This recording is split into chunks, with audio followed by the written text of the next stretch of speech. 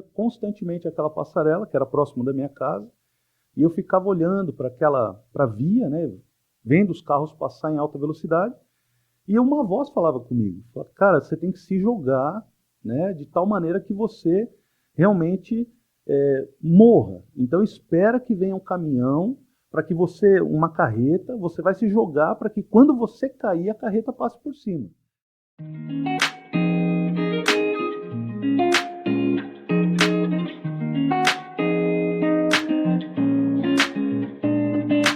Sejam muito bem-vindos a mais um episódio do Tronocast Podcast. Estamos aqui hoje com um convidado que veio de longe, né? Nem tão longe assim. Nem tão longe assim, né? Do Rio Grande do Sul, Caxias do Sul, pastor Flávio Zequete. Muito obrigado pela presença. O prazer é meu, uma grande alegria, uma satisfação poder compartilhar com vocês um pouquinho de tudo aquilo que Deus já tem feito, né? Ô Deco, o pastor ontem me contou um segredo que não é tão segredo assim. Parece que Caxias do Sul é a cidade do melhor vinho do mundo. Isso não tem a dúvida, né? Isso é a certeza que todo caxiense tem. O nosso vinho é o melhor do mundo. Olha, e é uma área que tem sido, né, todo mundo querendo fazer o melhor vinho, né? Estudado no mundo inteiro. Então, Caxias está de parabéns, hein? Parabéns, Caxias do Sul. Mas o assunto de hoje é um assunto muito importante, né? Como o propósito do nosso podcast é para falar de testemunhos, histórias que transformam a vida das pessoas, que inspiram, né? E ontem, quando o Ricardo participou lá da celebração do culto, ele me ligou, não, Deco, a gente precisa contar isso, temos que levar ele no podcast. Porque ele foi tocado pela mensagem que foi levada, e depois eu recebi os teus áudios também, contando um pouquinho, fiquei super entusiasmado em levar isso para mais pessoas, que possam conhecer a tua história e o que Deus fez na tua vida. Que legal. Pastor, o tema suicídio é algo que tem assombrado a vida de famílias, né? E Deco, ele tem aí um testemunho muito emocionante para nos contar de como ele passou por isso e sobreviveu a isso e conseguiu vencer isso, né? E quando eu vi isso, eu falei, a gente tem que levar esse cara para o podcast, porque certamente alguém aí está precisando, alguma mãe, algum pai, algum filho, algum suicida que está pensando em tirar sua própria vida, você precisa ouvir isso. Não tome nenhuma atitude sem ouvir tudo que a gente tem para falar aqui, ok? E é isso aí, vamos lá. Vou só, antes da gente continuar, eu queria só convidar você a curtir e compartilhar o vídeo. Quanto mais você curtir e compartilhar, mais ele é entregue para as outras pessoas possam também aproveitar e desfrutar do que a gente vai estar compartilhando aqui. Então, curte aí nossa história, tá bom? Como é que é a história, Flávio? Inicialmente, pastor Flávio, como é que se converteu? Como é que era a família? Como que é a sua história, a sua vida? Então, a minha história ela está intimamente ligada com essa questão do suicídio. A minha história, a minha conversão. Eu era um adolescente assim com tudo. A gente vivia um bom momento de família, né? Era um tempo em que financeiramente nós estávamos bem, a família estava bem. Eu era aluno de engenharia, cursava engenharia naquele tempo. Eu tinha um sonho de me tornar engenheiro automobilístico. Morava na região do Grande ABC, né? E lá no ABC a gente sabe que tudo gira em torno das montadoras, né? A indústria, né? Ela está muito ligada com essa coisa das montadoras. E eu tinha então esse sonho de ser engenheiro automobilístico. Mas apesar de ter assim aparentemente uma família bem estruturada, meu pai, minha mãe, meus irmãos, uma condição financeira razoável, ainda assim eu passei a viver dias difíceis, né? Porque um desejo verdadeiro pelo suicídio começou a brotar no meu coração. É claro que isso não foi da noite para o dia, isso foi crescendo, e a gente também entende que isso é uma realidade na vida de muita gente. Eu queria assim também citar isso, né? Que muito do que a gente sabe sobre suicídio, a gente tem assim de informação fidedigna, eu diria assim, 10, 15% do que de fato acontece, né? Muito é abafado, muito não vem à tona, que é para que a população não tenha ciência dos fatos, né? Então a gente é um tema muito mais comum do que a gente possa pensar, né? E eu era uma pessoa que estava inserida nesse contexto, e de repente, então, eu comecei com alguns sintomas, né? Os sintomas foram agressividade, né? Eu era um jovem tranquilo, mas de repente comecei a ficar extremamente agressivo. Né? A agressividade começou a brotar dentro de mim. Eu não podia simplesmente ter uma conversa pacífica mais com os meus pais. eu tive vontade muitas vezes de agredir meus pais, né? E uma coisa, mas qual a razão? Não havia razão, era o simples fato de que essa agressividade estava presente na minha vida. Então, ela começou com agressividade, da agressividade passou por um desejo de fugir de casa, eu não queria mais estar naquele ambiente. Então, aquele ambiente para mim era tóxico, né? Estar com os meus pais, estar com a minha família, alguns dos meus amigos eu não podia ver mais, né? Eu comecei a não querer mais estar com as pessoas. Naquele tempo, as redes sociais simplesmente não existiam, né? Eu estou falando aqui do ano ali de 95, 96, quando essas coisas aconteceram. Então já tem bastante tempo, né? E o senhor nessa época tinha quantos anos? Eu tinha, em 94 eu completei 18 anos, né? E 95 ali eu estava para completar 19 anos, foi quando isso chegou ao auge, né? O que acontece? Nesse período, então, eu começo a ter o desejo pelo suicídio e por diversas vezes, né? Eu morava em São Bernardo do Campo e existe ali uma rodovia, que é a Via Anchieta.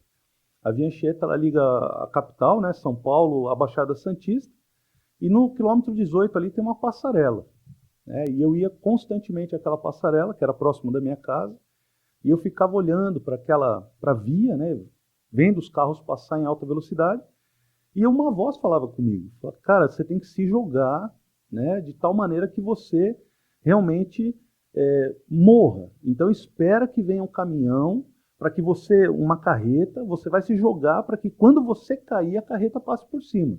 Não arrisque sobreviver, né? Não arrisque sobreviver, porque era uma coisa assim muito certa. Eu tinha que realmente eliminar com a minha vida.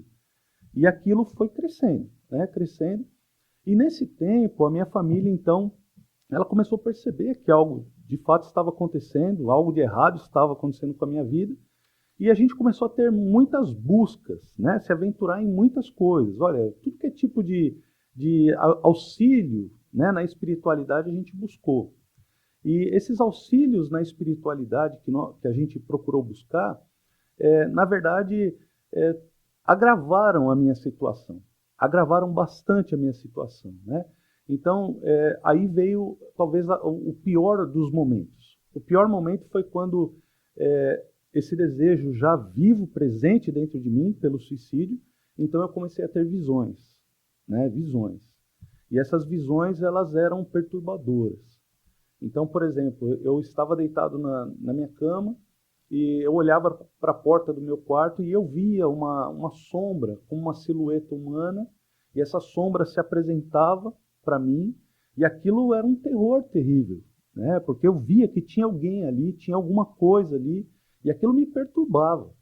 Então eu ficava com muito medo, só que eu ficava simplesmente sem uma possibilidade de resposta. Eu não sabia o que fazer. Eu não sabia como reagir àquilo. Eu estava perdido naquela situação. Então, no meu medo, eu me cobria, né? Eu me cobria e ficava com medo, vivendo aquele medo, aquele terror. E, às vezes, vencido pelo cansaço, né?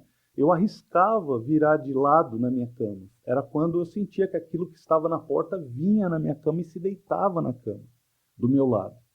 Então eu ficava simplesmente, assim, em pânico com aquela situação. E isso durou algum tempo, sabe? Talvez nesse momento foi quando eu comecei também a ter sonhos. E os meus sonhos eram sonhos, assim, de um terror absurdo. Tipo, imagina... eu tinha feito crisma na Igreja Católica e eu ganhei um pôster, né? Um pôster com uma imagem de um Jesus romano, né? Uhum. Um Jesus de olho azul, Loiro de olho azul, loirão, né?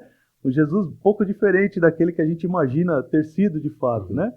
E aquela imagem, assim, ela crescia uns dentes bem horríveis, assim, sabe? Os olhos ficavam vermelhos e aquilo me atordoava, me assustava demais. Era algo assim muito difícil para mim. E então nesse momento foi quando a gente assim começou a tentar, né, buscar um meio, ou eu iria de fato cometer o suicídio, ou eu ia tomar uma atitude em relação a fugir de casa. E o suicídio era o que veio com mais força. E eu comecei então a ir para a passarela da Via Anchieta ali com mais frequência.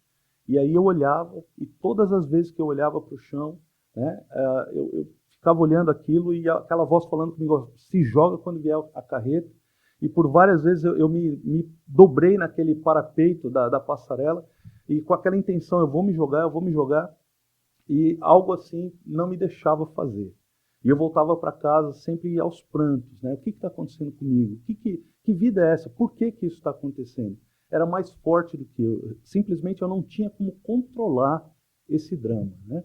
Então era involuntário, uma coisa terrível. Quando o senhor disse que ouviu essa voz, o senhor não tinha nenhuma experiência espiritual? Ou o senhor frequentava alguma igreja, alguma coisa assim? Eu costumava participar de uma missa em São Bernardo do Campo, de uma capela muito conhecida lá, eu participava na época dessa missa, né, aos domingos de manhã, e foi quando, na verdade, eu comecei a buscar mais, inclusive, ajuda, né? Mas antes disso, não. Antes disso, eu não tinha tido uma experiência religiosa. E como foi ouvir uma voz dentro da sua cabeça, assim? O que o senhor pensou? Cara, quem que está falando comigo? Foi assustador, né? Porque assim, eu estava vivendo de fato um terror. Né? Eu estava dentro de um filme de terror e eu era ali o protagonista, né? A coisa estava acontecendo comigo. A gente não sabe como reagir, porque a gente fica completamente vulnerável a um poder de trevas que a gente sabe que aquilo vai nos consumir, vai nos matar. E eu estou vulnerável a isso. O que eu vou fazer? Eu não sei. Como eu vou reagir? Não faço ideia. Né? Eu não faço ideia. Até aquele momento, era só escuridão à minha volta. Eu não tinha uma luz que me sinalizasse uma saída. Foi difícil. Foi muito difícil. Né? E mais uma dúvida. Quando o senhor disse, né, a minha família procurou experiências espirituais, o senhor pode abrir que experiências espirituais foi essa? Onde é que sua família foi? Então, nesse momento, a minha família ela abriu, né, para que a gente tivesse assim eu diria assim, alguns trabalhos sendo realizados na minha casa, né? Nós tivemos ajuda, né, uma tentativa de ajuda por parte dessas pessoas que tentaram nos ajudar, de fato, né? Mas a ajuda simplesmente não aconteceu. Ela agravou ainda mais a minha situação. Foi feito uma busca, né, na Umbanda, e ao buscar a ajuda, veio uma pessoa ali, realizou um trabalho, né, e eu lembro que houve muita bebida, houve incorporação, houve algumas situações, inclusive dos ditos, né, espíritos que incorporou ali, ele veio falar comigo, né, na hora, ele falou assim, eu queria ser bonito que nem você, e aquilo me deu muito medo. Aquilo me deu muito medo. Eu estava realmente muito assustado com todo aquele cenário, né? E a minha família é interessante porque a minha mãe ela cresceu, a minha mãe era filha de pastor da Assembleia de Deus. E ela se casou com meu pai católico. Desde o dia que ela se casou, ela simplesmente deixou de participar da igreja, né? E os meus pais se afastaram. Então, de repente, as diversas religiões passaram a ser possibilidades. Olha, todos os caminhos, uma coisa como que se todos os caminhos levassem a Deus. Só que na minha experiência eu estava vivendo a realidade de que não era assim. Né? Os caminhos que estavam sendo oferecidos para mim até aquele momento, nenhum deles estava me aproximando de Deus, mas me aproximando de um terror que eu nunca imaginei poder viver. E estava diante dos meus olhos. E eu era um garoto. Eu tinha 18 anos de idade. O que eu sabia, né? Naquele momento? Claro, eu tinha sonhos, eu tinha aspirações, eu era um cara, né, inteligente, fazia faculdade, tinha o mundo pela frente, né? Então, mas a experiência com o mundo espiritual simplesmente não havia, né? Então, eu estava vulnerável àquele terror. Então, foi realmente um tempo muito difícil e eu cheguei muitas vezes perto de cometer o suicídio. Nunca houve assim não passava pela minha cabeça tomar medicamentos, não passava pela minha cabeça de repente cortar os pulsos, fazer coisa desse tipo. O tipo de suicídio proposto era sempre o mesmo: se jogar da passarela em frente a uma carreta para que a carreta acabasse de completar o serviço, né? Então, muito complicado todo esse momento vivido por nós. Mas aí houve uma situação, né? Em meio a toda esse terror que eu estava vivendo, eu comecei a sinalizar o desejo por ajuda. Eu comecei a dar sinais que eu queria ajuda. Na época, uma tia do meu pai, ela estava sendo cuidada pela minha mãe. E ela morava em casa, né? Essa tia do meu pai é falecida já.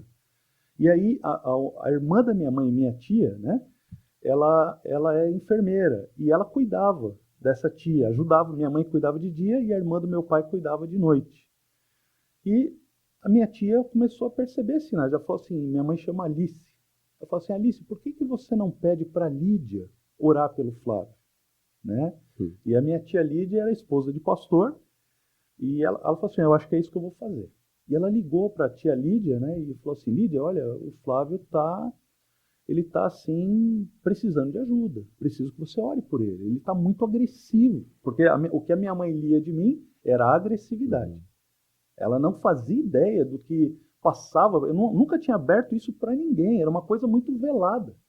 Eu guardava comigo. Então, até nesse momento, quando outras pessoas vêm na casa, buscam outras coisas, seria para a agressividade. Para a agressividade. Eles sabiam que havia algo errado comigo.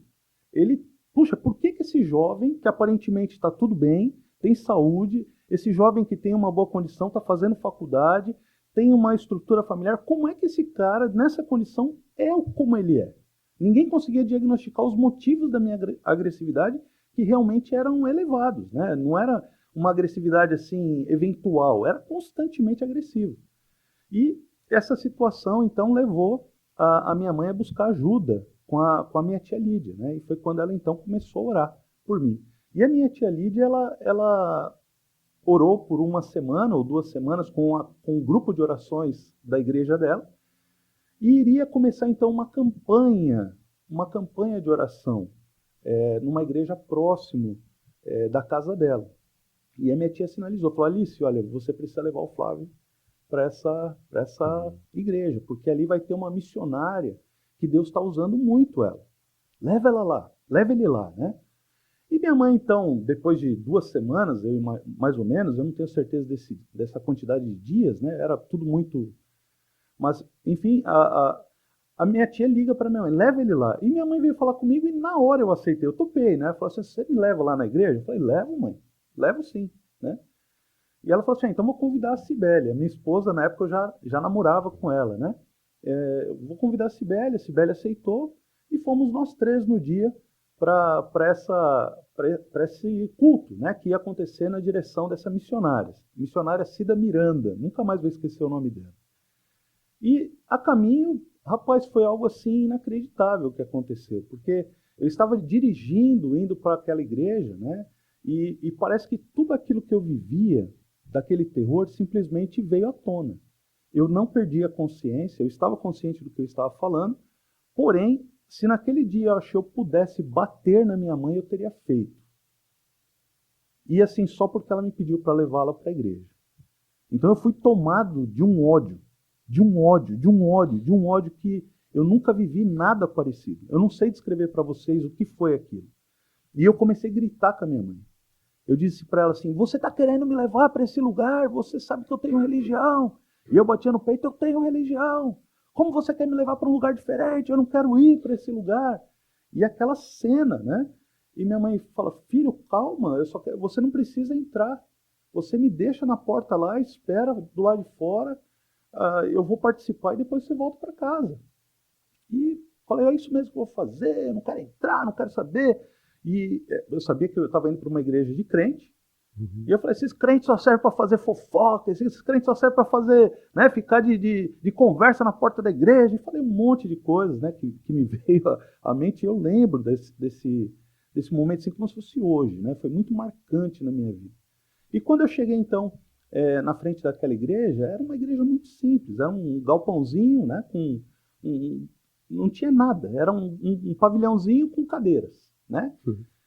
E parei o carro ali e fiquei. Falei, eu não vou entrar nesse lugar, deixa minha mãe entrar. E minha mãe entrou, e nisso chega aquela minha tia que havia dito para minha mãe, né? Falou assim, olha, pede ajuda para Lídia. Essa minha tia chegou com os meus primos, vieram ali na ocasião, e conforme eles foram entrando, olha como veio o pensamento, né? Eu falei assim, olha, agora é capaz de, além de tudo que eu estou vivendo, quando chegar no domingo é capaz da minha própria família falar mal de mim, me chamar de antissocial. Eu preocupado com a minha imagem ali, né? Deu um lance assim de preocupação com a imagem, né? Falei, o que está acontecendo? Vou falar mal de mim, vou chegar na casa da avó e vão dizer que eu sou um antissocial. Vou ter que entrar nesse negócio aí. Levei minha mãe, meus primos todos ali, vou ficar sozinho no carro. Por que eu tô fazendo aqui fora? Vou entrar, vai, tudo bem. Mal sabia eu o que estava acontecendo, né? Havia algo acontecendo a meu favor, finalmente, né? Mas eu não imaginava. E eu entrei e foi uma loucura, porque, na verdade, era uma igreja pentecostal e eu nunca tinha entrado numa igreja pentecostal. Ô, glória. Né? Nunca tinha. E a primeira sensação foi assim, esse povo é louco, né? Porque, primeiro que tinha uma irmãzinha cantando lá na frente, e eu falei, meu Deus, como é que esse povo aguenta ouvir essa mulher cantar? A pobre cantava mal, rapaz, sabe?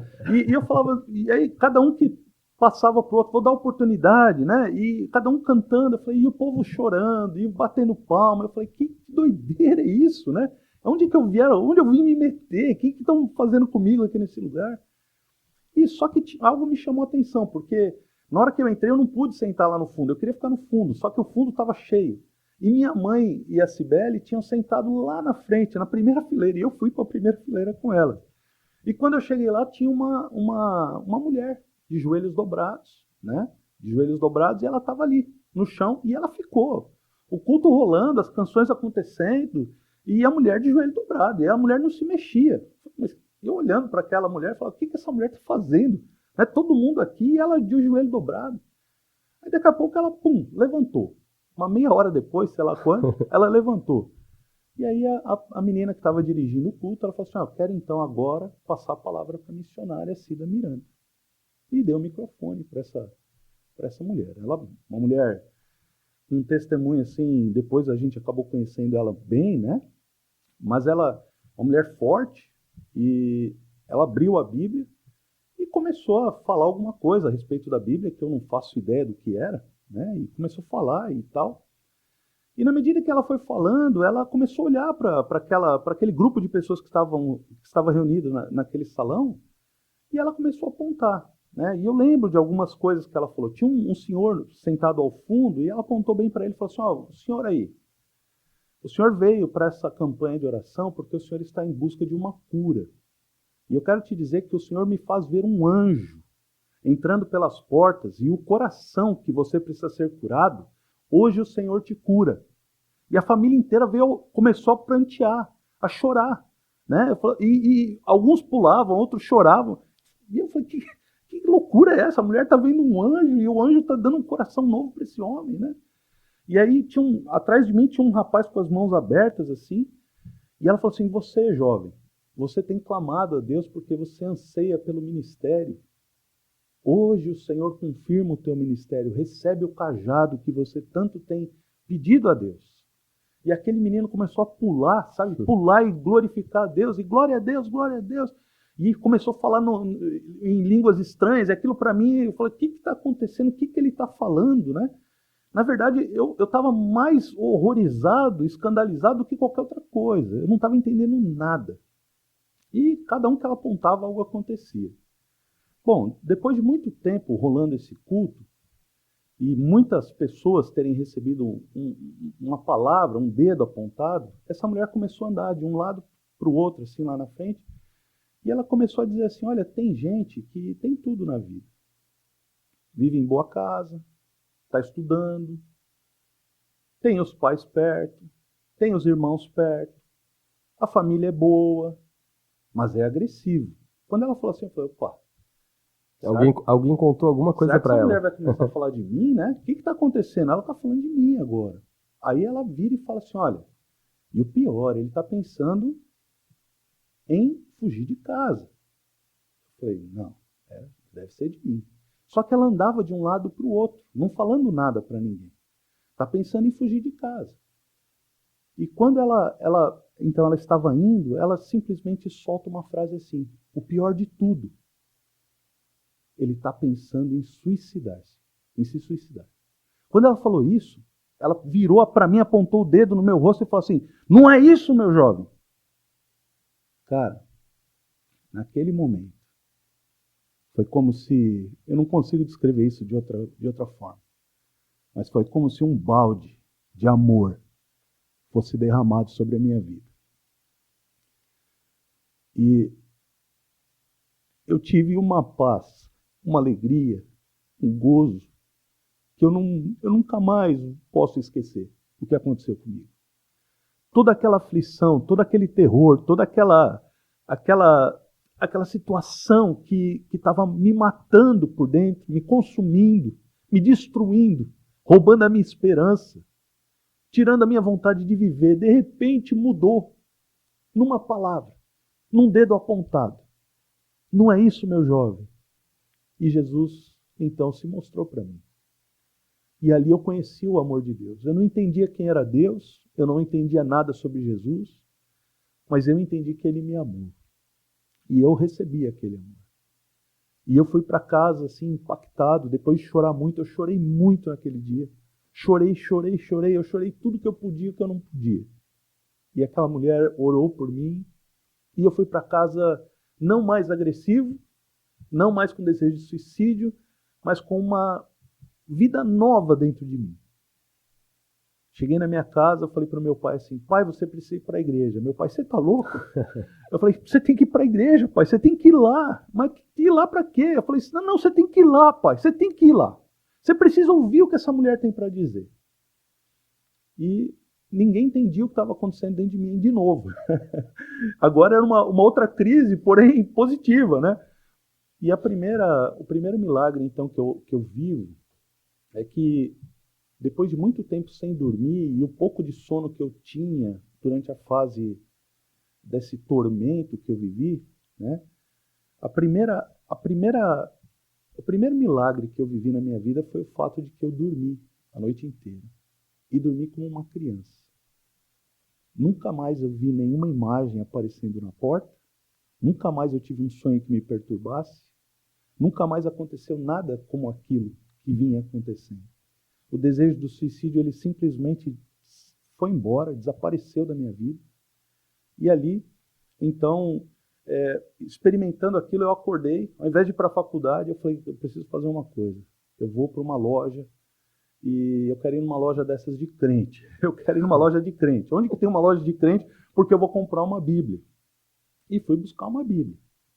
E fui comprar uma Bíblia. E eu ia para a faculdade então e chegava, ao invés de entrar para as aulas de cálculo, eu ficava lá nos jardins da faculdade, lá lendo a Bíblia. Eu falei para o meu pai, pai, não tem jeito, eu não consigo mais estudar, eu só quero a Bíblia. E nesse momento, então, Deus começa a operar uma nova história na nossa casa. A minha casa, a minha mãe, ela se reconciliou com Deus. O meu pai se converteu. Os meus irmãos se converteram, né? E toda a minha família foi para Jesus. Então, uma nova história, ela se dá depois desse tempo, né? Então, o que eu quero dizer para você que está nos acompanhando, se você tem vivido esse terror que eu descrevi há pouco, tem esperança para você. Jesus ama você. Ele me tirou do lugar onde você pode estar vivendo. Talvez você esteja nesse lugar, talvez você esteja nesse buraco, talvez você esteja vivendo esse terror. Tem esperança para você. Ele te ama, viu? Ele me amou, ele me tirou de lá e ele vai tirar você. Creia, ele pode te tirar. Creia, porque ele tira a gente de lá. Ele ama você. Fica essa mensagem, guarda no teu coração essa verdade, em nome de Jesus. E foi assim, meus irmãos.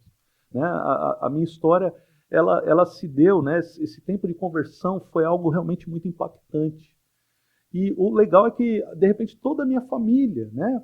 Os meus familiares começaram a voltar para a igreja. Foi uma grande obra que Deus operou. E a gente viveu muita coisa a partir daí. Vi muitos milagres, né? Vi muitos milagres que Deus operou. E isso aconteceu ali em 95, né? Metade do ano de 95. No final do ano de 96, eu estava, depois de um período de discipulado, fui batizado. Em 98, eu já estava ingressando no seminário. Então, eu larguei a faculdade. Larguei a engenharia para me tornar um pastor, né, um pregador do evangelho. É verdade que nem sempre eu fui pastor em tempo integral, né? Boa parte da minha vida eu era técnico mecânico formado. Então, eu continuei trabalhando na indústria, e trabalhei por muitos anos na indústria eletrônica, como técnico mecânico, né? E sempre ligado à manutenção e tal. Mas, assim, com o coração no reino, com o coração né, no chamado, e hoje, graças a Deus, eu tenho servido ao Senhor em Caxias do Sul integralmente, né? E o casamento e a Cibele veio junto nessa conversão? A Cibele, o maravilhoso disso é que a nossa história ela é compartilhada, né? Nesse mesmo momento que acontece isso com a minha vida, a Cibele ela foi de tal maneira impactada, porque ela, de certa forma, foi a pessoa que mais percebeu. Ela não sofreu o mesmo nível de opressão que eu sofri, mas ela via em mim, né? Então, de alguma maneira, ela era afetada. E ela, diante de tudo que havia acontecido, ela simplesmente abraçou a fé juntamente comigo. E a vida dela igualmente foi transformada, né? Então, a nossa caminhada de fé, ela é sempre lado a lado, né? A gente sempre caminhou juntos. Uhum. Nunca teve um momento em que eu estivesse longe dela, desde a minha conversão. E o casamento veio quando? O casamento, nós nos casamos em 99, né? Logo depois do seminário. Logo depois de ingressar no seminário. Nos casamos bastante novos, e aí então a gente está para completar 25 anos, né, de casados. Nós temos 3 filhos, mas sempre a serviço do reino, né? O que a gente talvez seja marcante nessa história, né, é que desde o momento que o Senhor me chamou, por muitas vezes eu me vi assim, em situações que talvez me levassem a querer desistir. E muitas pessoas querem desistir. Desistir dos seus sonhos, desistir dos seus projetos, né, desistir da vida. Eu acho que, de certa maneira, e penso nisso, que o suicídio ele tem a ver com isso. Porque as pessoas só querem a morte, de fato, quando a vida se torna insuportável. As pessoas só querem morrer quando viver não tem sentido. Quando viver dói demais. Dói demais viver, então eu quero acabar com esse sofrimento. Porque a vida, viver é bom ser feliz, é bom viver. Uhum. Mas quando não há felicidade, quando não há nenhum tipo de alegria, quando não há nada que dê sentido para a vida, então a vida se torna insuportável, né? E eu creio que são por essas razões que naquele momento era tão assim marcante o desejo pelo suicídio na minha vida. Mas a transformação chegou, e essa transformação tem nome, né? Essa transformação é Jesus. Jesus fez tudo novo na minha vida, e quando ele chegou eu vi que não era religião, não era simplesmente o agir de uma pessoa ou de outra, mas o próprio Deus, quando se revela para nós, e revela para nós a grandeza do amor que Ele tem por nós, né? E isso realmente impactou e transformou tudo. Tudo se fez novo. Tudo se fez novo. Não tem como mensurar, né? Realmente é da água para o vinho, né? É uma transformação radical. A gente passa a ser uma outra coisa, é uma outra história, é uma outra perspectiva, é uma outra vida, né? A gente tem um novo sabor pelo viver. E todo aquele drama, aquele terror, ele simplesmente é eliminado. Então, aquela coisa de achar que a vida não vale a pena, simplesmente desaparece, porque a gente percebe que o Senhor da vida, ele nos faz assim viver o sentido dela. Nós vivemos com um propósito. Nós existimos com um propósito. E talvez isso que falte, né, na mente, no coração da maior parte das pessoas, o entendimento de que há um sentido, há um propósito. A vida tem sentido, a vida tem propósito. E, na verdade, os propósitos não são satisfazer os nossos anseios pessoais ou os nossos planos individuais. É claro que isso aparentemente é ótimo, né? Na verdade, Deus, que é tão maravilhoso, que tem planos para a nossa vida, tem grandes planos, maiores até do que nós somos capazes de imaginar. Então, quando a gente conhece os planos de Deus para nós, a gente fala assim, puxa, como eu pensava pequeno para mim, como eu sonhava pequeno para mim, como eu sonhava de forma insignificante para mim. Deus tem coisas maiores e eu vou viver agora numa perspectiva onde o meu existir é para a glória dele. E entrando então no reino, puxa, né, a história ela é completamente mudada, né? E a palavra que enquanto o senhor estava falando, que eu separei é justamente Jeremias 29:11. Só eu sei os planos que tenho para vocês. Prosperidade e não desgraça. E um futuro cheio de esperança. Amém. É isso que tu viveu. Eu creio, imagino, que tinha pessoas orando por ti sem você saber. O trabalho e os planos de Deus estavam todas as vezes contigo.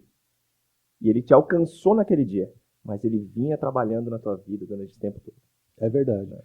Eu creio, né, essa coisa de que as pessoas muitas vezes não fazem ideia, né, da grandeza do amor de Deus. Esse é um fato, né? Eu experimentei isso de uma forma muito intensa.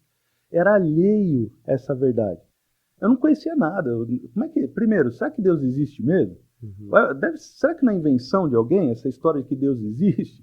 Pô, porque se Deus existe, o que eu estou vivendo? Esse terror é o quê, né? Eu sabia que existia um mundo espiritual, mas daí para ter certeza que Deus existe, pera lá, pô, eu estava vendo uma sombra. Eu sentia uma pessoa deitando atrás de mim, e aquilo não me dava nenhuma alegria, me dava terror, trazia uma aflição tremenda. E de repente, né, a gente se depara com um amor tão grande, a gente fala, cara, Deus existe mesmo. Ele não só existe, como ele me ama, e é um amor que vem ao meu encontro sem que eu mereça, sem que eu entenda, sem que eu seja capaz de descrevê-lo. Eu só experimento, né? É aquela coisa da criança, né? Você colocar uma criança diante de um banquete assim de doce, né? E fala para ela assim, olha, me descreve o sabor dessa torta de chocolate, né? Ela vai falar para você, ó, é uma delícia, é bom demais. E às vezes as pessoas querem que a gente procure descrever de uma forma racional aquilo que não se descreve racionalmente. É uma experiência de fato. Nós vivemos uma realidade e experimentamos dela muito mais do que somos capazes de traduzir em palavras. E quando a gente se depara com Cristo, eu acho que é isso que acontece, né? Claro, a nossa fé ela é racional. A gente vai tendo base pelas Escrituras. E Deus vai se revelando a nós por elas e pelo seu Espírito, e nós vamos construindo o entendimento dessa verdade, mas não sem antes experimentar de que Deus é bom. Porque não adianta ter todo o conhecimento bíblico ou teológico, ou a verdade bíblica, né, latente do que diz respeito ao entendimento dela, se o Deus da palavra não tivesse revelado a nós. E esse grande amor de Deus, quando ele se revela, isso muda tudo, né? Então, eu louvo a Deus por poder testemunhar isso, né, de que Deus realmente transforma e que Ele continua transformando, Ele continua mudando vidas, Ele continua fazendo. Não há limites, né, para esse amor. Deus quer alcançar vidas e quer tirar pessoas dessa condição. Infelizmente, hoje, a gente sabe, né, naquele tempo era diferente, né, os amigos, a gente se reunia, a gente estava jogando bola, a gente saía junto, tinha uma galerinha e tal. Havia tudo isso, a interação pessoal, o contato, corpo a corpo, né? Era muito mais próximo. Era quase o único, né? Só o único contato era o corpo a corpo. Era esse, né? Então, hoje, o distanciamento físico, né? O calor humano, isso eu creio que agrava também a situação, né? Muitas vezes isso contribui para que o isolamento, né, seja muito maior. E as pessoas se isolam, elas se cercam de uma bolha. Para quem vive uma opressão dentro de uma bolha, onde vai haver esperança, né? Como ela vai encontrar esperança? De fato. Porque antes, se você não fosse na rua jogar bola, iam perceber. Exatamente. Hoje, dentro dos quatro, se a pessoa não se manifesta, ninguém nem percebe que ela não está em contato fisicamente com ninguém. Essa semana eu conversei com um grande amigo meu e ele foi entender que é para ele, mas eu vou te poupar, amigo. Mas a gente conversou justamente sobre redes sociais. Eu vou dar uma palestra sobre esse tema. Já dei na minha igreja, na IPI do Estreito, né? E vou fazer na Igreja Presbiteriana do Brasil, na Araci Vascalado. Agora em agosto. E o assunto é rede social e o perigo dela. Eu sou analista de sistemas, né? Eu sou CTO de um grupo de jurídico. E tecnologia é a minha vida. E quando eu olho para as redes sociais, eu tenho um Instagram, por exemplo, mas vocês nunca vão me ver lá postando foto minha ou da minha família, do que eu estou comendo, do que eu estou fazendo, do que a roupa nova que eu... Não vou. E a rede social é boa se ela for bem usada, assim como um carro é ótimo para te levar, mas se você quiser, você pode matar alguém, né? É verdade. Uma faca de cozinha serve para cortar um pão, mas você pode enfiar ela na garganta de alguém. Rede social é uma ferramenta, né? Mas 1 milhão de estatísticas que tem por aí, eu não vim preparado para isso, para trazer alguma coisa mais quente, né? Mas enfim, é só pesquisar em portais ou fontes de confiáveis, né? Uhum. Você vai ver o número de suicídios que aumentou depois da criação das redes sociais e principalmente na pandemia, porque as pessoas ficaram obrigadas a ficar em casa e essa relação ficou virtual. E na conversa com esse meu amigo, ele disse bem isso: olha, cansei um pouco de rede social e eu dei uma parada aqui, e 3 dias depois as pessoas começaram a me ligar: o que aconteceu contigo? O que houve? Tu não tá mais aqui e tal, eu tava te seguindo, né? E ele falou: olha, eu continuo no mesmo lugar, fazendo a mesma coisa, trabalhando no mesmo lugar, meu telefone não mudou, é o mesmo. Ah, mas eu sempre te olhava aqui e tal, e tu parou de postar qualquer coisa, então eu não sei mais o que aconteceu contigo. E aí veio a dedução dele, né? A conclusão que ele tirou: olha só, as pessoas estão se relacionando comigo do que aquilo que eu estou fazendo, mas eu não sei que ele está fazendo isso comigo, entendeu? É um relacionamento um quase que relacionamento unilateral, completamente unilateral, como se você estivesse relacionando com um quadro na parede. Não é um relacionamento, é um acompanhamento. Não existe relacionamento nenhum. Relacionamento é entre 2 pessoas. E a rede social está te trazendo isso. E olha só a necessidade das pessoas de buscar isso. Então, assim como eu estou me relacionando com as pessoas, estou relacionando comigo, mas você não está se relacionando com ninguém. Isso é uma ilusão. Tanto o que as pessoas estão postando lá é ilusão, porque aquilo é um monte de fake. Eu nunca vi ninguém postar lá jogando mal um jogo de futebol ou chutando a bola para trás. Todo mundo posta lá o chute que você acertou no ângulo. Lá só tem... Agora, você, para acertar aquele chute no ângulo, você deu 15 para trás, né?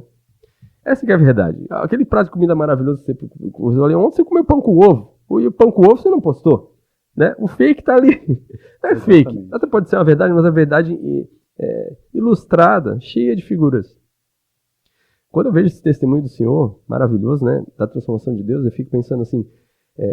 quantas pessoas hoje talvez estejam nessa situação e o diagnóstico é de depressão ou até de esquizofrenia, porque isso acontece, né? A pessoa pode estar com algum problema psicológico ou até fisiológico na mente dele e ver vultos e ouvir vozes. Isso é uma doença conhecida, né, no mundo da psique. Não sou psicólogo aqui, nem psicanalista, nem psiquiatra para poder ter mais base, mas a gente sabe que isso acontece. Porém, ninguém cura de uma esquizofrenia ouvindo um dedo na mão e recebendo balde de amor, né? É verdade. Isso é que, para mim, é a grande diferença da ação de Cristo. Porque existe a doença, e aí o cara precisa de remédio. Mas existe a opressão, e é o que o Senhor viveu. E o inimigo estava querendo consumir a tua vida, e isso seria uma vitória para o inferno, para ele, né? Mas Deus te escolheu e te resgatou, e hoje tu és um pastor. E mais do que um pastor, hoje tu és um homem, um servo dele, que está lá em Caxias do Sul, cuidando de um monte de gente, pastorando a igreja. Vivendo para ele. Conta um pouquinho dessa história aí, agora recente, de Caxias do Sul. A gente sabe que a IPI Betel está lá, prestes a se formar uma igreja. Como foi essa história aí? Rapidinho, dá para contar essa? Dá para contar. A IPI Betel, ela começou do ajuntamento de alguns irmãos, né, num momento muito, muito importante assim, da nossa caminhada ministerial. E depois ali desse encontro, esse primeiro encontro, né, com esses irmãos, nós decidimos então começar a nos reunir. E nós éramos um grupo ali de talvez umas 20 e poucas pessoas, e nos reuníamos numa garagem, né? E a partir dali a gente começou a viver, eu diria assim, coisas espetaculares. Isso que você está falando, Ricardo, é muito importante, e eu quero abrir um parênteses, né, antes de contar um pouco da história da nossa igreja, para dizer o seguinte, que às vezes as pessoas têm uma expectativa de que encontrar-se com Deus é solução de problemas que elas julgam ser aqueles que elas precisam que sejam solucionados. Então, olha, eu preciso de Deus para que Ele solucione os problemas que eu entendo que precisam ser solucionados. E, na verdade, quando Jesus entra na nossa vida, Ele nos tira de uma condição de morte e nos leva para uma condição de vida. E a vida é abundante de tal maneira que nós vamos viver com Ele e experimentar do seu amor, não somente no momento da conversão, mas durante toda a nossa experiência de vida. Nesse momento em que a IPI Betel ela surge, foi um momento, por exemplo, em que financeiramente eu estava vivendo assim o meu pior momento. Para você ter uma ideia, eu estava muito bem posicionado numa multinacional, eu era coordenador de manutenção de uma multinacional, quando Deus falou ao meu coração para que eu pudesse deixar a empresa para viver como pastor integralmente. Eu saí de uma condição de um coordenador de multinacional com um salário excelente para ganhar 5% do que eu ganhava. Algum tempo depois, aqueles 5% que eu ganhava já não existia. Eu não tinha nem eles. E eu passei a viver por fé, literalmente. Eu não sei se vocês já tiveram a experiência de viver uma geladeira espiritual. Sabe o que é geladeira espiritual? É a geladeira que só tem luz. Né? Você abre a geladeira, só tem luz dentro. Não tinha nada dentro. Não tinha nada. Sal e luz, né? A minha geladeira era completamente Eu brinco aqui que é geladeira de casa de prato. Chega lá, tem uma água velha e uma margarina só. Essa era a geladeira da minha casa. Né? E chegou o dia. Né? De fato, chegou o dia na minha casa em que a gente não tinha mais. Né? Nós tínhamos o almoço. Nós chegamos a esse dia. E aí abrimos a despensa, falou assim, ó, dá para fazer o almoço. Minha esposa cozinhou alguma coisa para a gente comeu e disse, Deus, agora nós estamos nas tuas mãos. Nós não temos expectativa de onde vai vir o nosso sustento. Eu não sei como o Senhor vai fazer para operar esse milagre, mas eu sei que o Senhor está comigo. O Senhor que me tirou lá de trás do suicídio, que me tirou daquela vida de trevas, daquele filme de terror, o Senhor tem caminhado comigo e eu tenho caminhado contigo, Senhor. Eu sei que o Senhor vai operar. Dali a pouco nós recebemos uma ligação. Pastor, vem tomar um café da tarde com a gente? Falei, bom... Opa, café garantido, então. Café está garantido, né? Só que tinha um detalhe, eu tinha carro na época, né? Só que o meu carro estava com o tanque na reserva, né? A luz estava amarelinha lá e estava para... Falei, não sei se eu chego na casa do irmão, mas vamos pela fé. Entrei no carro e fui. E cheguei lá, eu tinha até inclusive a expectativa de que pudesse vender o meu carro. Falei, vou vender meu carro, porque quando eu cheguei nesse café, o pai desse meu amigo estava lá e ele era uma pessoa que estava interessada em comprar meu carro. Falei, agora eu vou vender meu carro, vou ter mais um fôlego, né, com uma graninha aí, e vou continuar tocando por mais algum tempo até que algo aconteça. Eu falei, o milagre vai ser a venda do carro. É por esse caminho que Deus vai prover na minha vida. Foi isso que eu pensei. E chegamos lá então para tomar o café e tal. E conversa vai, conversa vem e tal. E nada de citar o carro. Né? Eu falei, meu Deus, será que não é hoje que vai rolar a venda desse carro?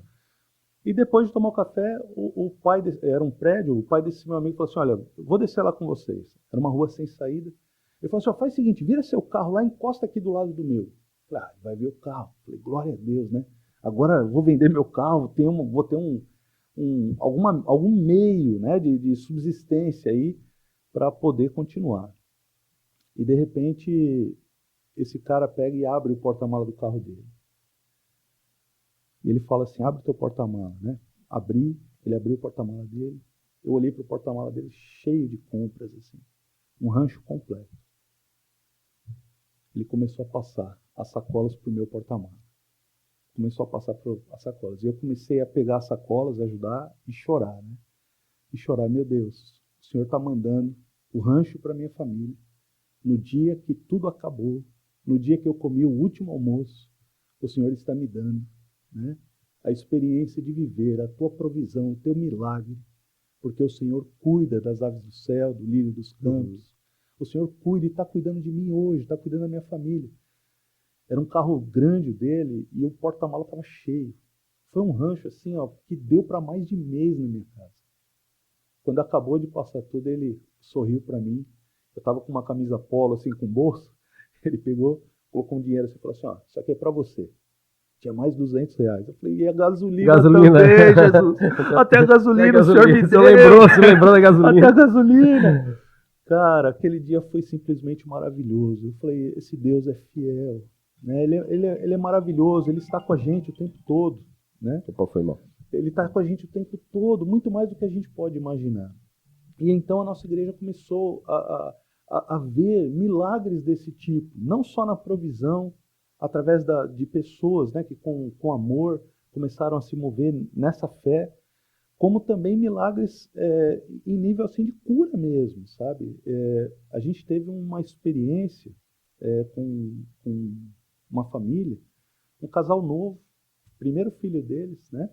Nasceu poucos dias antes ali do Dia das Mães. E o menino simplesmente decaiu, né, na sua saúde e a expectativa é que ele não fosse sobreviver. Ele teve problema nos pulmões e nesse nascedouro aí da nossa comunidade, né, muita coisa estava acontecendo. E a gente viu essa família que estava próxima da gente viver esse drama. Olha, nós vamos perder o nosso filho.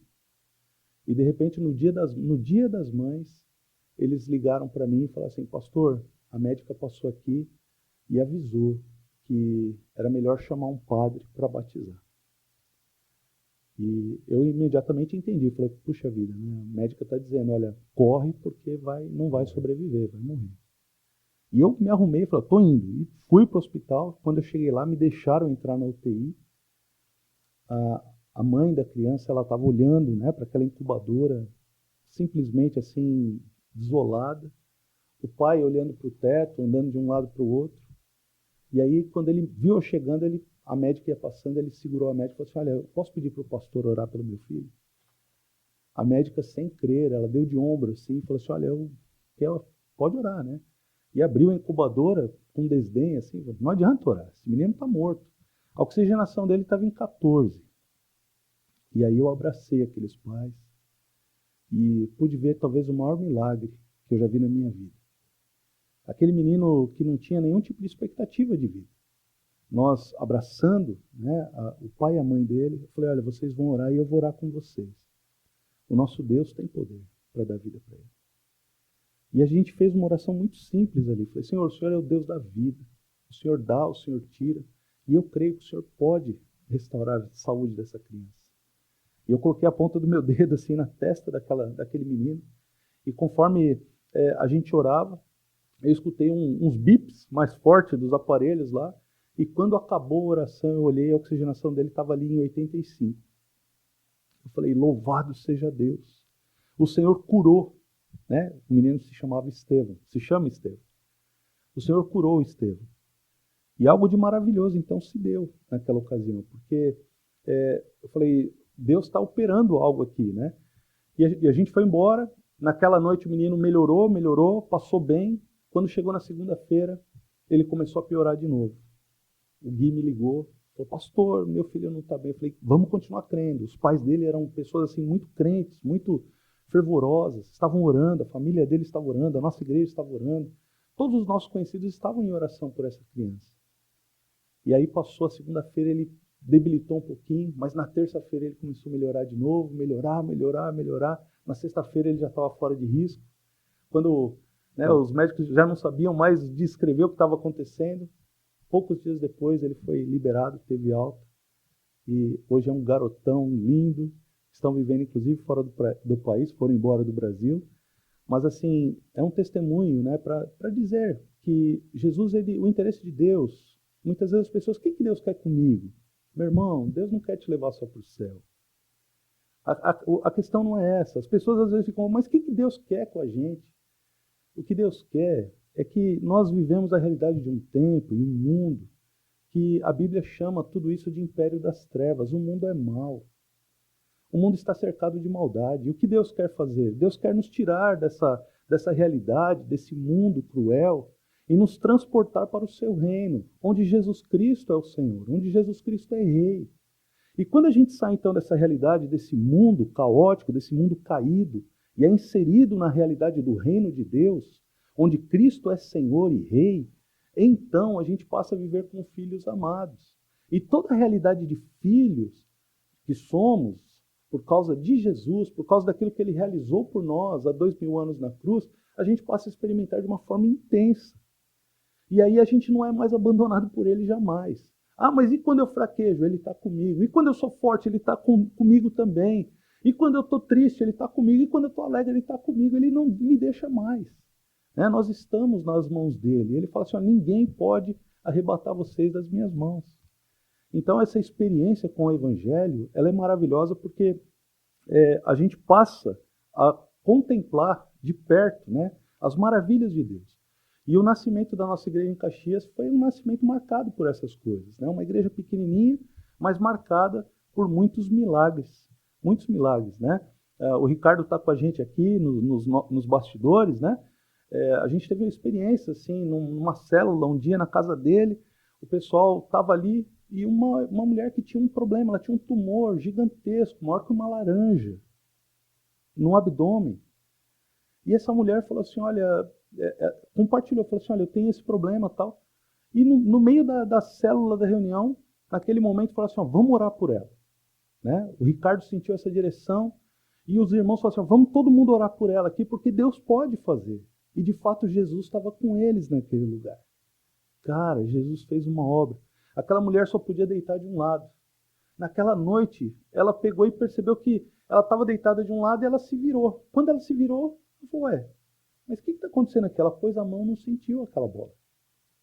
Ela foi pesquisar, cadê o tumor? Glória a Deus. Cadê o tumor? Ela foi curada na célula. Chegou à noite em casa curada. Ela nem se deu conta. Aí na cama dela, quando ela foi deitar, ela estava de fato curada. Então, Deus, que é Senhor de todas as coisas, o nosso Senhor Jesus Cristo, que é Rei sobre todas as coisas, Ele permanece conosco. Né? Então, eu creio que essa é a grande mensagem que a gente precisa trazer ao coração das pessoas. Às vezes, tudo que parece não ter sentido, e de fato não tem, né? Quando a gente está inserido num contexto de trevas, ora, para qualquer lugar que eu for, qualquer caminho pode me levar a qualquer lugar. Então, a minha vida carece de sentido. Mas em Cristo, peraí, eu estou dentro de um caminho que vai me trazer vida, que vai me trazer eternidade, que vai me conduzir àquilo que é o propósito de Deus para mim, que é glorificar a Deus, né? Então a nossa igreja ela nasce com essa história, assim, sabe? E de lá para cá a igreja tem crescido, né? Nós já passamos por é o segundo imóvel que nós alugamos, né? E esse imóvel onde nós estamos instalados hoje tem acolhido um grupo significativo já, né? E esse grupo é um grupo coeso, é um grupo de amigos, de irmãos, né? E o que a gente tem enfatizado é que o reino de Deus é um reino de amigos. O reino de Deus é um reino de amigos. Então a gente enfatiza isso. A amizade ela precisa fazer parte. Os relacionamentos eles precisam acontecer. Quando um está forte, ele fortalece o outro, né? Então a igreja ela experimenta dessa unidade, dessa alegria, e Jesus ele está ali, né? Com a gente, nos moldando, nos transformando, formando Ele mesmo em nós, mudando o nosso caráter. E tem sido assim maravilhoso, né? Hoje nós estamos já é o 6º ano da nossa congregação. No final do ano, a gente deve se organizar, então, como igreja, né, ter característica, personalidade jurídica própria, essas coisas todas, né? E vai ser algo assim, uma grande festa. Estamos aguardando aí o desenrolar das coisas, mas Deus já tem feito, já estamos vendo assim que Deus realmente vai fazer grandes coisas. E para o próximo ano, que a gente está esperando assim realmente um grande mover de Deus, no sentido de que a igreja se tornará cada vez mais relevante para a sociedade, né? Ou seja, para a cidade onde Deus nos colocou. E a gente pode ver, né, através dos relacionamentos que as pessoas que fazem parte do nosso corpo ali podem testemunhar, né, o que acontece, né, nos bastidores, as pessoas sendo tocadas, influenciadas pela verdade do Evangelho. E esse é o propósito, né? Então está acontecendo mais ou menos por aí, tá? De uma forma leve, tranquila, né? Jesus conduzindo tudo. Amém. Olhando para a sua história, e a gente falou antes que outras pessoas podem estar passando por problemas parecidos, ou por um problema parecido, e não dá para ela imaginar que a história vai ser igual, né? Ou que ela vai parar na primeira igreja pentecostal, sentar no primeiro banco e esperar receber uma revelação. Que a Cida vai estar lá, né? Que a missionária vai estar lá e receber a mesma revelação que tu recebeu. Então, como é que tu enxerga quais seriam os passos ou qual o caminho que essa pessoa deveria tomar? Então, eu creio que Deus ele é tão maravilhoso, né? Porque se essa pessoa está ouvindo nesse instante esse podcast e ela se encontra nessa condição, então ela já pode ter certeza que o amor de Deus já está alcançando ela. O amor de Deus já está alcançando ela. Deus tem os seus caminhos. E essa experiência do toque de Jesus, da verdade de Jesus, da revelação de Jesus, é como você falou, né? É muito pessoal, não se faz doutrinas de experiência, né? Mas eu creio de todo o meu coração que a pessoa que tem contato É a pessoa que tem contato com a palavra, tem contato com a fé, tem contato com os filhos de Deus. Ela está, assim, simplesmente submetida à realidade do reino.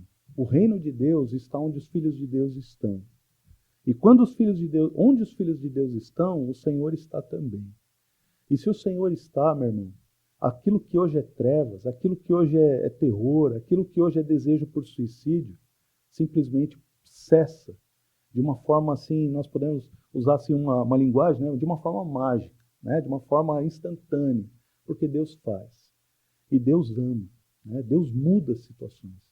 Deus muda situações. E eu creio de todo o meu coração que é por aí.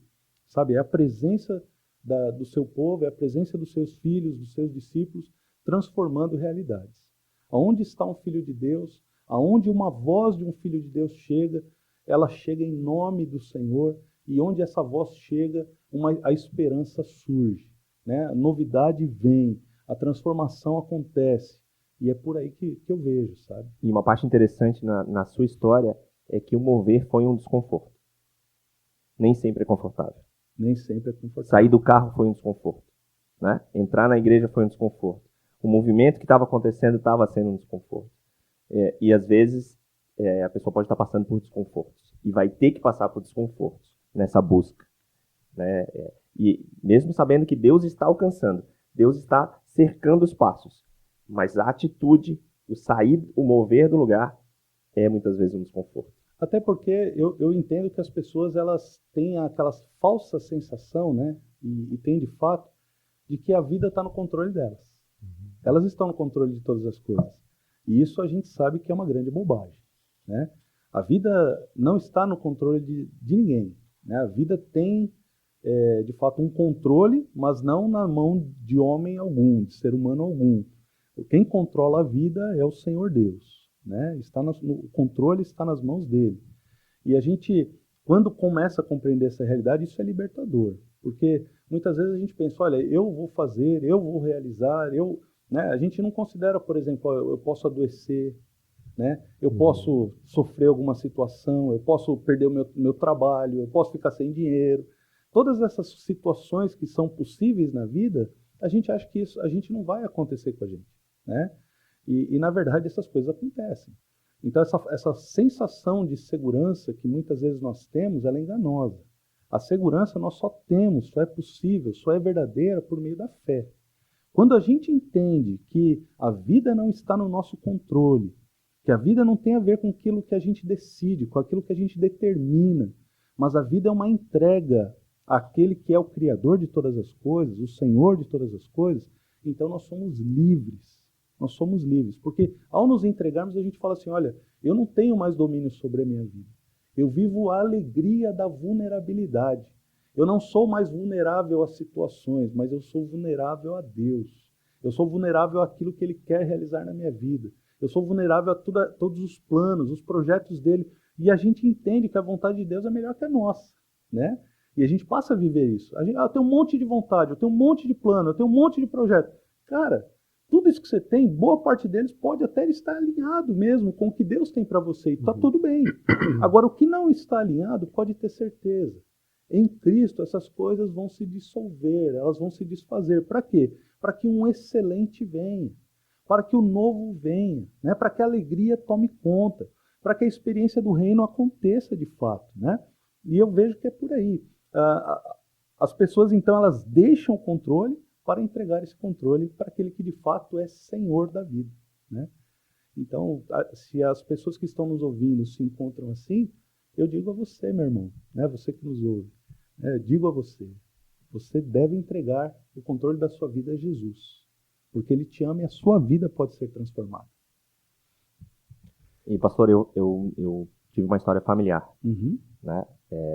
E passamos o luto, né? Então, nós também somos um milagre, né? O milagre, muitas vezes, ele é aqueles que ficam e têm que lidar com a dor de perder alguém, né? A gente lidou com essa dor, né? Minha família lidou com essa dor, né? Então, posso dizer que nem sempre a história escrita vai ser exatamente aquela que a gente imagina, né? Mas Deus está lá, Cristo estava lá e Cristo está aqui, né? Nos ajudando a passar por todas essas circunstâncias. A gente contou alguns outros episódios aqui sobre isso, né? Sobre a presença de Deus, mesmo quando vem o não, mesmo quando não acontece como a gente espera. E isso eu acho que é fundamental, né, a gente citar, porque a gente pensa, né, que ao nos tornarmos vulneráveis a Jesus, nossos problemas vão desaparecer. Porque, né, eu já falei um pouquinho sobre isso, mas essa é a expectativa das pessoas. Os meus problemas vão desaparecer na medida em que eu conhecer Jesus. Isso não é uma verdade. Porque, pare para pensar da seguinte forma: como é que eu vou conhecer a grandeza de Deus se Deus não permitir que eu atravesse por algumas tempestades na minha vida? Eu só vou saber que Deus tem poder para fazer cessar o vento, para fazer cessar as ondas, se eu tiver coragem de entrar no barco. E essa é a grande chave, não é? Às vezes a gente fala assim, puxa, mas, cara, eu não quero ter a aflição, né, da tempestade. Então, a gente não entendeu o propósito de Deus. Porque é nas lutas, nas tribulações, nas angústias, que Deus vai continuar revelando a grandeza do seu amor. Ele nos tira das trevas, ele revela o seu amor, ele nos coloca no seu reino, e no seu reino ele tem domínio sobre tudo.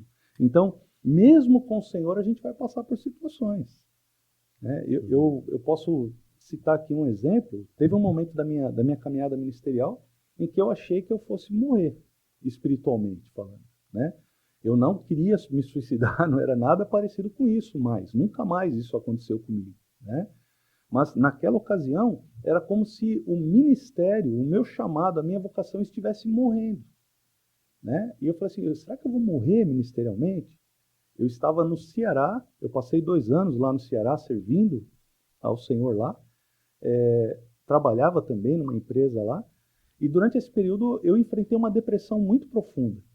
Eu falei, será que no meio desse tempo vai se acabar tudo, né?